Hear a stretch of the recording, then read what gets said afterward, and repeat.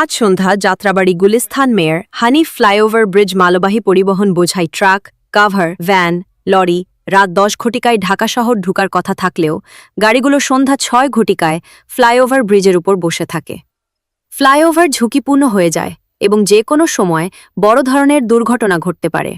ধারণা কিছু অসাধু ট্রাফিক পুলিশকে ম্যানেজ করে আগেভাগে গাড়িগুলো রায়েরবাগ শনির আখড়া কাজলা ও যাত্রাবাড়ি সায়েদাবাদ পর্যন্ত গাড়িগুলো ফ্লাইওভারে বসে থাকে এবং যানজট সৃষ্টি হয় এবং রাতের ১০টা বাজে তখন গাড়িগুলো ছাড়া হয়।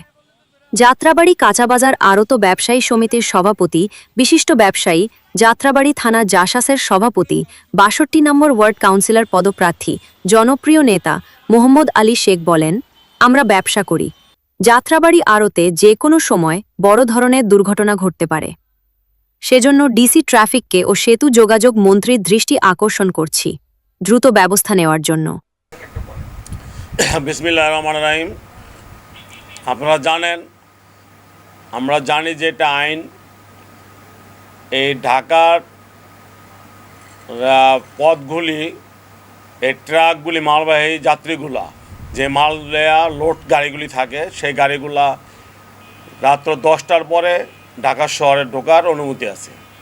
কিন্তু ইদানিং আমরা দেখতেছি যে সন্ধ্যা ৬টার পরে বা ৭টার পরে আপনার এই ট্রাকগুলি, সমস্ত লোড ট্রাকগুলি এই হানিফ ফ্লাইওভারের আপনার যাত্রাবাড়ি থেকে একদম গুলিস্তান পর্যন্ত রাত্রে সমস্ত লাইন ধরে এই ট্রাকগুলি আপনার ফ্লাইওভার থাকে। কিন্তু আমি জানি না যে এই ট্রাকগুলি কিভাবে এত ঝুঁকিপূর্ণভাবে যে কোনো সময় একটা গুরুত্বপূর্ণ একটা দুর্ঘটনা ঘটে যেতে পারে। এই জন্য আমি বলবো যে ঢাকার যে আমাদের ডিসি সাহেব আছেন ট্রাফিকের এবং যোগাযোগ মন্ত্রণালয় আছেন, এটাও অতি শীঘ্রে দ্রুত এটা একটা ব্যবস্থা করার জন্য গুরুত্বপূর্ণ দরকার।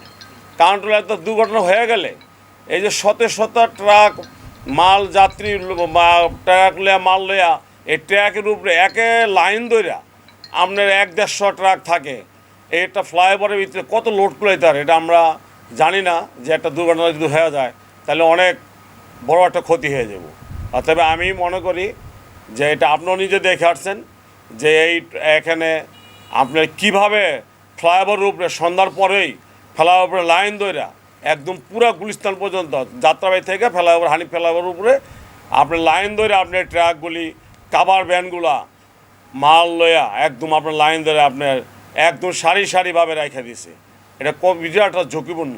অতএব আমি আপনাদের মাধ্যমে আমি জানাতে চাই সকলবাসীকে এবং সরকারকে যেটা খুব দ্রুত এটা ব্যবস্থা নেওয়ার জন্য। আপনি কি মনে করেন যে এই গাড়িগুলা যে ঢাকার প্রবেশ পথে থাকা উচিত ছিল, এরপরে যখন ১০টা বাজবে তারপরে ঢোকার কথা গাড়িগুলো? হ্যাঁ, আমি মনে করি যেটা অতীত আমরা দেখে আইছি যে আপনার নিয়ম হলো এই মাল যাত্রী বা বাহীগুলি রাত্রে 10টার পরে ঢাকা ঢোকার নিয়ম আইন যেটা।